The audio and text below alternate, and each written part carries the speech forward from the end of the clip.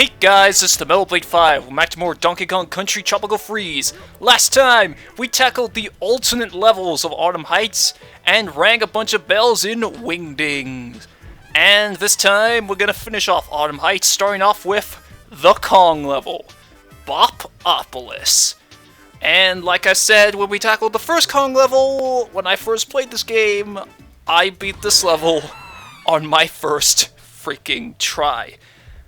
Honestly, I know I'm going to sound cocky here, and I know it's going to jinx me because I'm going to die a bunch now, but I don't think this one is that hard, honestly. It's still hard, don't get me wrong, but I think for Kong level standards, I don't think this one is as challenging as the other ones.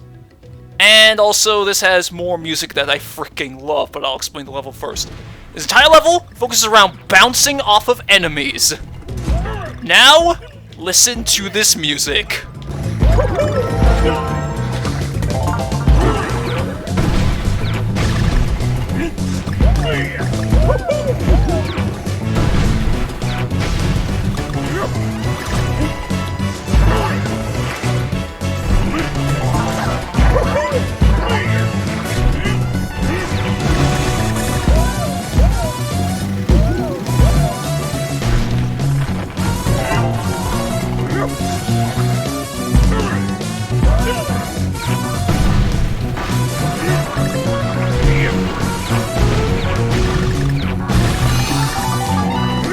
It is my favorite rendition of the Donkey Kong Country theme. I love this theme so much. It was even the theme I used when I revealed that I was going to do Returns, just because I love it so much. This level is an amazing spot to grind for banana coins and even lives, because of how you can just get them after bouncing off enough enemies. That puzzle piece is tricky to get, and honestly this bit I consider the toughest part of the level. Admittedly, Dixie does kind of cheat this whole level. It is significantly harder without her. But even without her, I remember doing actually quite decently well on this.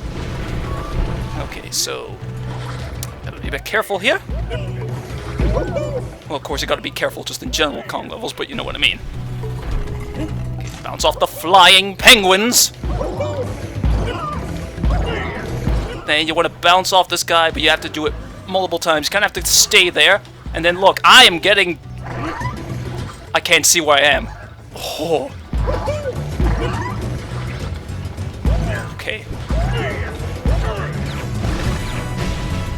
First try! And I did get all the puzzle pieces. I wasn't actually paying attention. See, I honestly don't think that level is that hard. Like, how long did that take me? 3 minutes! I am only 3 minutes into this recording, and I beat the freaking Kong level! Now, I am the master. I'm gonna be super cocky about this, even though I'm not really a cocky person. I'm actually kind of tempted to doing a speedrun of that. I don't know, maybe if I feel like doing it, I could do it like a bonus episode or something. Yeah, we got the next mysterious relic, and now we gotta climb all the way back up the mountain. I find it weird that they put the Kong level like that early on in the position of the world. Like, I've even seen like a few people mistakenly think that that is an alternate level and think that there's a secret exit in Mountain Mania, which there isn't. There's even like an entire like page on Google that I found of like where's the secret exit in Mountain Mania. Was that what the name of the level was? I don't even remember now. Let me see.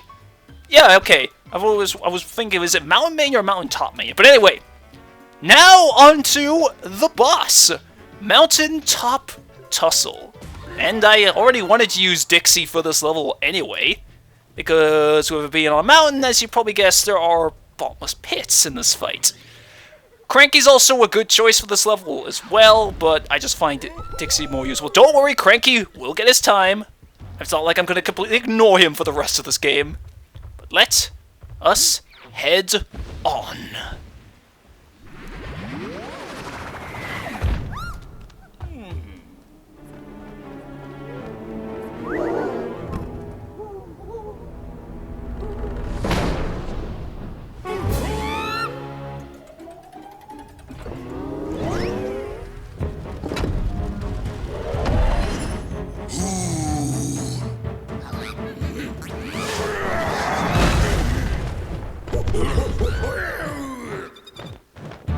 This is Scowl the Startling.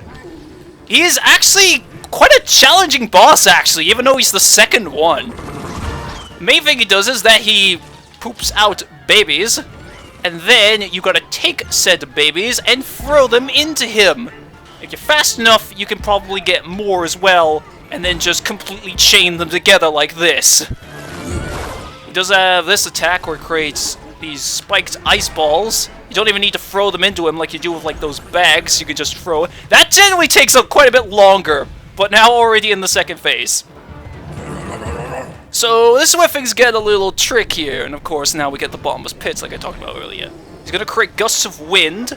You need to grab this guy, bounce off the ones that don't have eggshells on their head, and chuck it at him! Again, this is why I wanted Dixie. There's a little bit room, there's a little more room for leniency. Duck here to avoid that.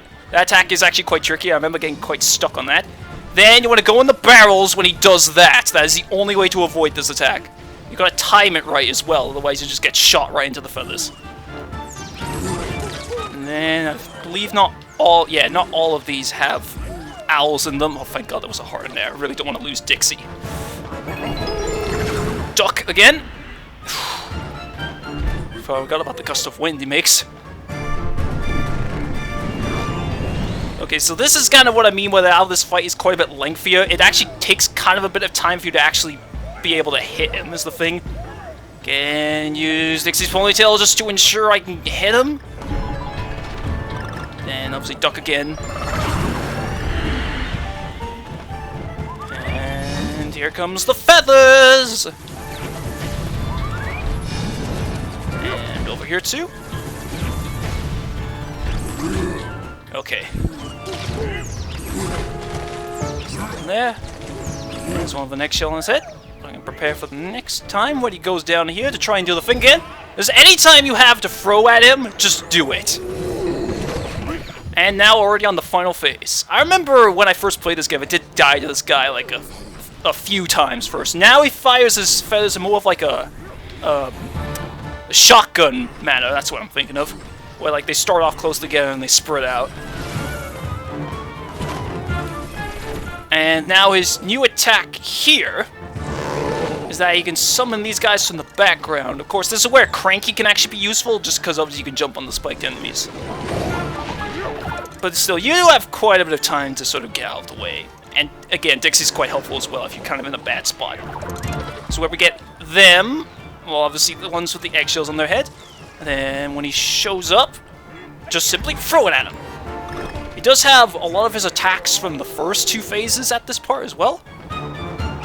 Now this one, there's going to be a bunch of eggs drop down and they're going to split up.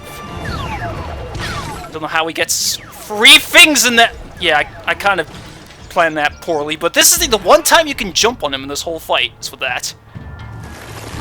And back to the ice ball, because I guess he's a practitioner of ice make magic. Let's get these. And I believe the next opportunity that I have to hit him, which should hopefully be... I know it's going to be the last hit, I'm just saying if I miss, should be obviously the next time he summons enemies from the background. Which will be right here. Dixie, I wonder if you can actually use Dixie's Kong Pow here. I'm actually going to try it. Yes, you can! That's actually another reason why I wanted to use Dixie, because I kind of wanted to see if you could do that, and that also is very helpful for this now. Now I have 8 hit points, and I have a bit of a buffer now, so I can keep Dixie. So, get that. And come on. Now, that ain't Falco!